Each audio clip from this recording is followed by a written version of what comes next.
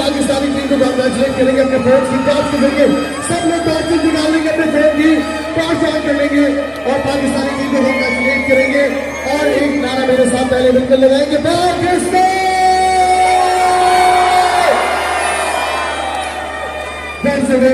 और इतनी जबरदस्त परफॉर्मेंस पाकिस्तानी टीम की, इस पर शोर तो बनता है ना मेरे दोस्त। तो कराची आवाजें कहाँ है, थक गए हो क्या? एनर्जी लेवल डाउन नजर आ रहा है, ऐसा क्यों?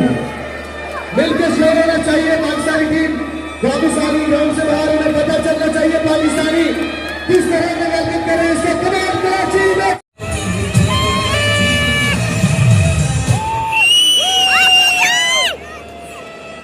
मैं मान लूंगा आप जो फैंस हैं उनके लिए मुझे शोर करके बताएंगे कि आप कितना पसंद करते हैं उन्हें और कितने बड़े फैन हैं। सबसे पहले बात करूंगा रिजवान की। अगर मैं बात करूं बाबर आजम की, अगर मैं बात करूं बकर जमान की, अगर मैं बात करूं हैदर की, अगर मैं बात करूं आसिफ अली की,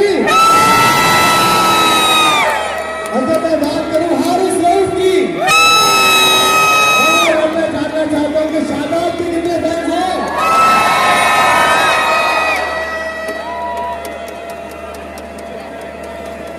और आफरीदियों की शान शाहीन आफरीदी